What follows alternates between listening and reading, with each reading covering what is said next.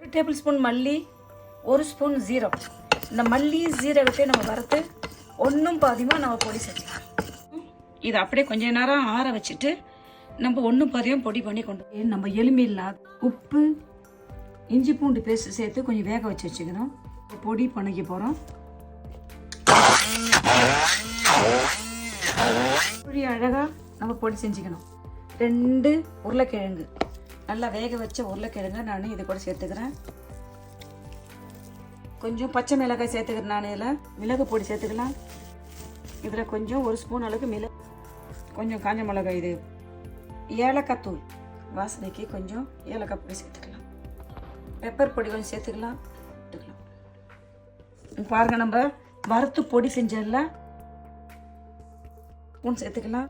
இதில் கொஞ்சம் fresh crime சேர்த்துக்கலாம். இதில் கொஞ்சம் கொத்தமல்லி தழை சேர்த்துக்கலாம். உப்பு சேர்த்துக்கலாம். ஏன்னா கோழியில் உப்பு சேர்த்து வேக வச்சோம். எல்லாத்தையும் சேர்த்துட்டு இதை அப்படியே நம்ம கொஞ்சம் மசிச்சு எடுத்துக்கலாம். உருளைக்கிழங்கு, கோழி, நம்ம போட்ட மசாலா எல்லாத்தையும் அழகாக நம்ம கலந்துக்குவோம். சின்ன சின்ன உண்டியை அழகாக ஒட்டிக்கலாம். உங்களுக்கு எந்த சைஸில் பிடிக்குதோ அந்த சைஸுக்கு ஏற்றமே நம்ம அழகாக வச்சுக்கலாம். அது தட்டையா இல்லை உருண்டையா அழகாக இதை அப்படியே முட்டையில் போட்டு எடுக்கலாம். எடுத்து உள்ள போடுறோம். போட்டுட்டு இதை அழுத்துக்கலாம். எடுத்துட பற்றி வச்சுட்டு இப்படி கொஞ்ச நேரம் இதை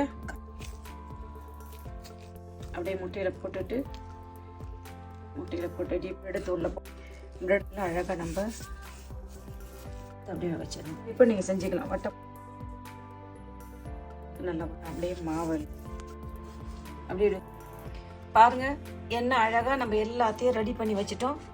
10 நிமிஷம் ஃப்ரிட்ஜில் இருக்கட்டும். 10 நிமிஷத்துக்கு பிறகு இதை நம்ம எண்ணெயில் போட்டு வரோம். எண்ணெயில் போட்டு பொரிக்கலாமா?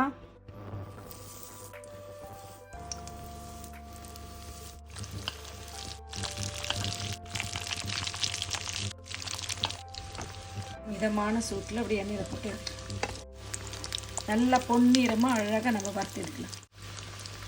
எடுப்போம். பாருங்க, எண்ணெய் அழகாக சூப்பராக வறுந்துருச்சு.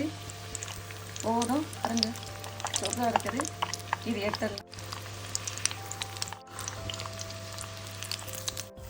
பாருங்க, பார்க்கறதுக்கு என்ன சூப்பராக கலர்ஃபுல்லாக இருக்குது இல்லை?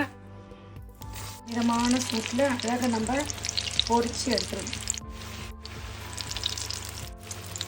என்ன சூப்பரான சுவையான அழகான ஆரோக்கியமான சிக்கன் கட்லெட் செஞ்சிட்டோம். சாப்பிட்டு பாருங்கப்பா.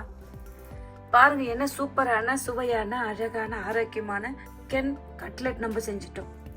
ஒரு எளிமையான முறையில் வீட்டில் இருக்கிற பொருளை வச்சு எப்படி சிம்பிளாக செய்யலான்னு செஞ்சுட்டு உங்களுக்கு நான் செஞ்சு காமிச்சிட்டேன். நான் செஞ்ச மெத்தட் உங்களுக்கு ரொம்ப பிடிச்சிருக்குன்னு நினைக்கிறேன். நீங்களும் இதே மெத்தடில் செஞ்சு பார்த்துட்டு நான் செஞ்ச சிக்கன் கட்லெட் எப்படின்னு சொல்லுங்கப்பா. பாய். தேங்க்யூ.